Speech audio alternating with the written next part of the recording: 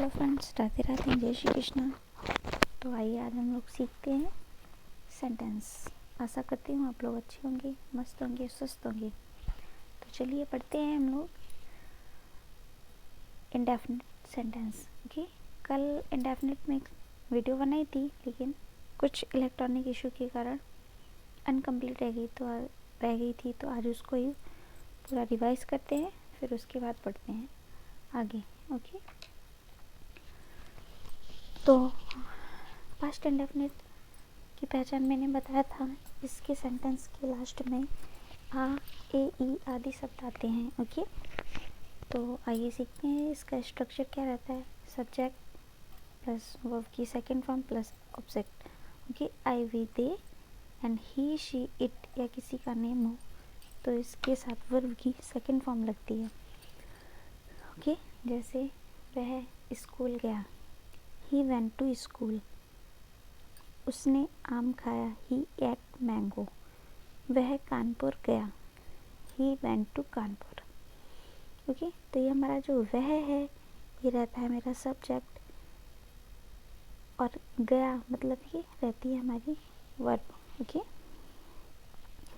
School रहता है हमारा ऑब्जेक्ट। ओके, तो आगे देखते हैं। उसने सच बोला, ही स्पोक ट्रुथ, क्योंकि वर्ब की सेकंड फॉर्म लगती है ना, तो स्पीक, स्पोक, यहाँ पर सेकंड फॉर्म लगी स्पोक ट्रुथ। वह गया, ही वेंट।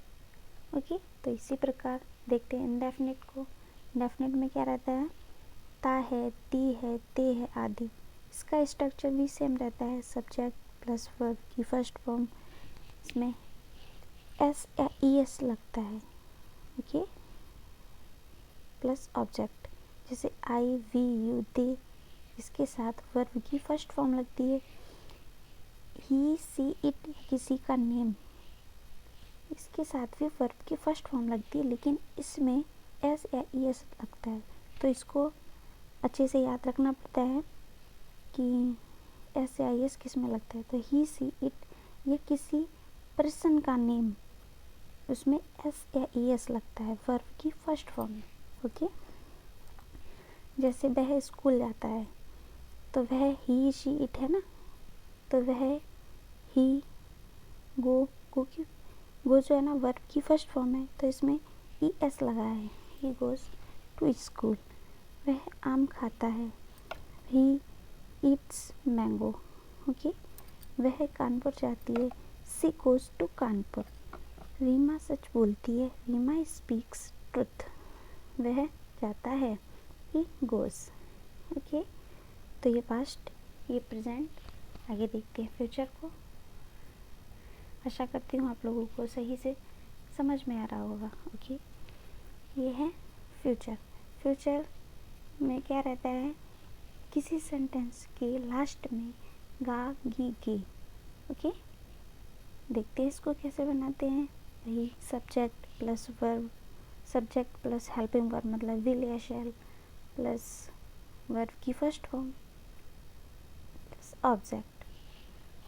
तो इसमें रहता है कि आई और वी के साथ से लगता है, जबकि ही, सी, यू, दे के साथ विल लगता है। ओके, देखते हैं।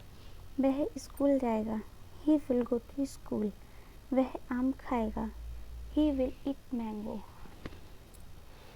रीमा सच बोलेगी, Reema will speak truth. Reema will speak truth. Okay, वह जाएगा तो ही विल गो।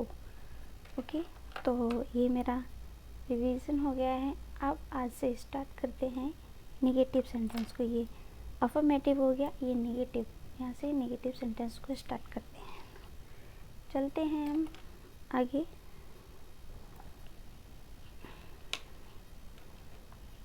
नेगेटिव सेंटेंस का स्ट्रक्चर क्या रहता है, सब्जेक्ट के बाद हेल्पिंग वर्ब के साथ नॉट। ओके, प्लस वर्ब की फर्स्ट फॉर्म प्लस ऑब्जेक्ट। तो आइए देखते हैं, ये पास्ट टेंस में है तो बनाते हैं इसको। मैं नहीं गया, मैं हमारा हो जाएगा सब्जेक्ट, आई नहीं गया। ठीक है, हेल्पिंग वर्ब डिड उसके साथ नॉट वर्ब की first form go. Okay, I did not go, मैं नहीं गया। ओके, आगे है वह नहीं गया।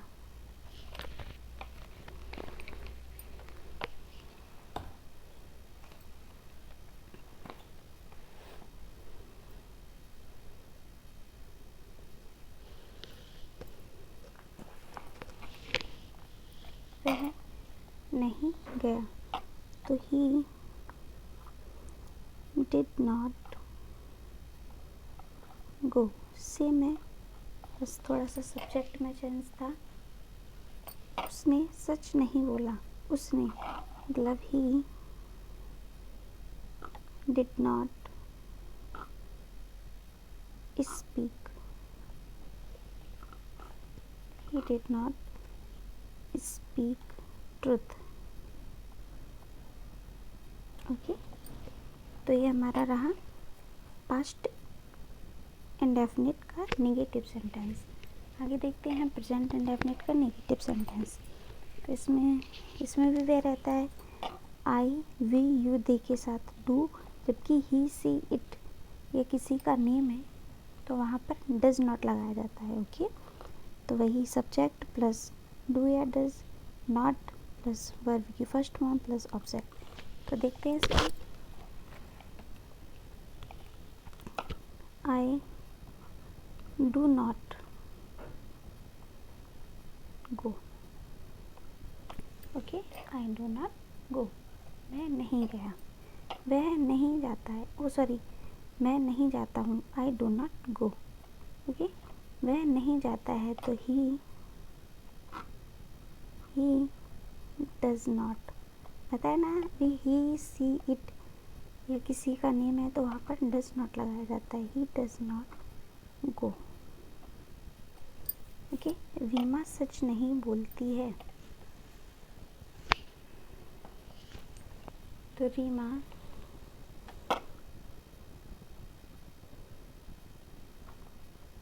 Does not speak truth. Okay, Reema does not speak truth. तो अब देखते हैं हम लोग फ्यूचर इंडेफिनिट को। फ्यूचर इंडेफिनिट का नेगेटिव सेंटेंस, तो इसमें subject plus will not plus verb की फर्स्ट फॉर्म प्लस ऑब्जेक्ट। मैं के साथ लगेगा I will not, I will not go. Okay, वैसे ये है वह नहीं जाएगी, जाएगी तो यहाँ पर लगेगा she will not go, full stop. आगे है रीमा सच नहीं बोलेगी, Reema will not speak truth. Okay, तो ये हमारे तीनों टेंस के इंडेफिनिट के अफर्मेटिव और नेगेटिव सेंटेंस कंप्लीट हुए। आगे चलते हैं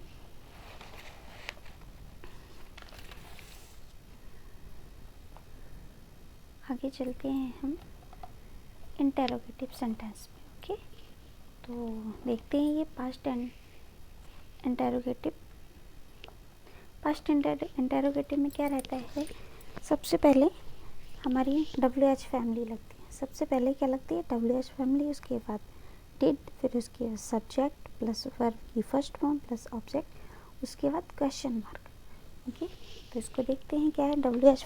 हाँ, और एक चीज़ एक को याद रखना पड़ता है, अगर हमारा सेंटेंस किसी भी जैसे क्या से स्टार्ट हो रहा है तो इसको हम WH फैमिली से स्टार्ट नहीं करते हैं, जबकि इसको हम यहाँ से स्टार्ट करते हैं डिड से, मतलब हेल्पिंग वर्ब से। ओके, तो इसको हम हेल्पिंग वर्ब से स्टार्ट करते हैं। तो देखते हैं मैं गया, डिड आई गो। ओके, क्या मैं गया, डिड आई गो? वह क्यों गया?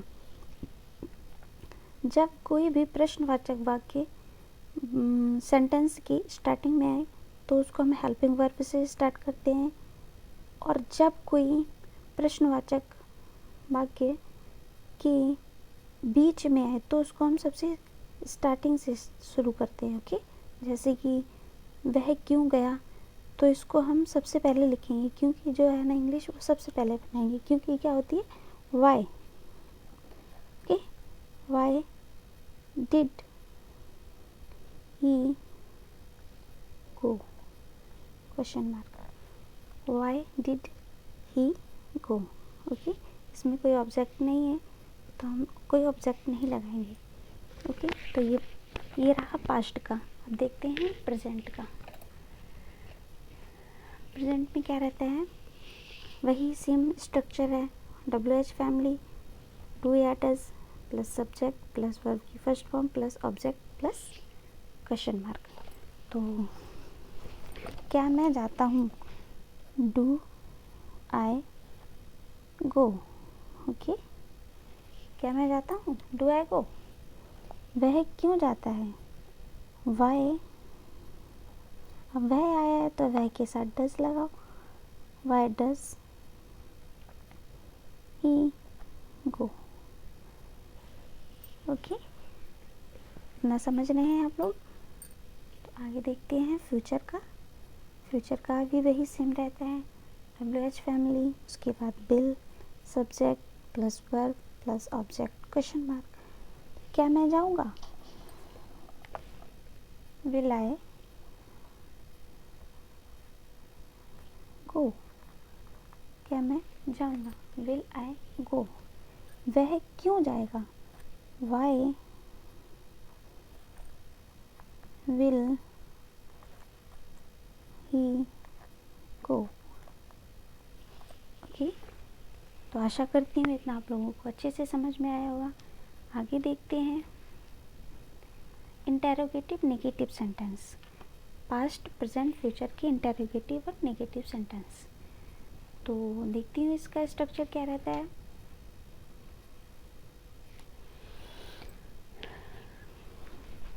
सबसे पहले WH फैमिली, उसके बाद हेल्पिंग वर्ब यानी कि डिड, उसके बाद सब्जेक्ट, उसके बाद नॉट, फिर वर्ब की first form plus object plus question mark.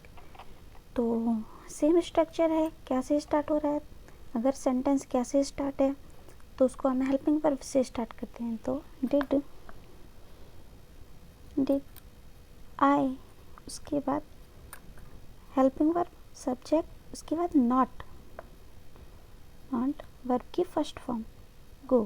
Okay, object है नहीं, ऑब्जेक्ट नहीं लगाएंगे, उसके बाद क्वेश्चन मार्क। ओके, देखिए आप लोग ध्यान से आगे। अब यहाँ पर क्वेश्चन मार्क, क्वेश्चन वर्ड जो है ना वो बीच में है, तो इसको हम स्टार्टिंग से करते हैं। वाई आप लोग देख पा रहे हैं? वाई WH फैमिली होगी, उसके बाद हेल्पिंग वर्ब डिड, उसके बाद subject he, not, go. Okay, तो ये हमारा इंटेरोगेटिव नेगेटिव पास्ट का हुआ है। अब देखते हैं प्रेजेंट का। ओके, तो प्रेजेंट में क्या रहता है? वही, इसको थोड़ा इधर करते हैं।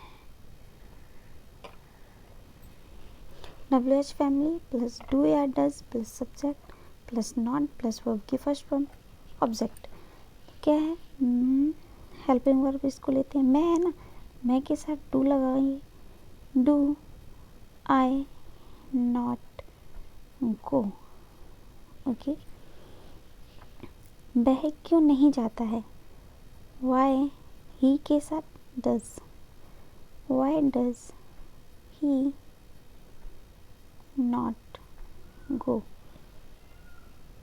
ओके, तो ये रहा हमारे प्रेजेंट का इंटेरोगेटिव नेगेटिव। आगे देखते हैं फ्यूचर का। फ्यूचर का सेम है, WH फैमिली, मतलब सारी ही स्ट्रक्चर सेम है, हेल्पिंग वर्ब को चेंज करना पड़ता है। ओके, और देखना पड़ता है प्रेजेंट में कि डज कहाँ पे यूज़ होता है और डू कहाँ पे होता है। ओके, तो इन बेसिक चीज़ों का ध्यान रखना पड़ता है। ओके, क्या मैं नहीं जाऊँगा, will I not go, question mark लगाना चाहिए। वाई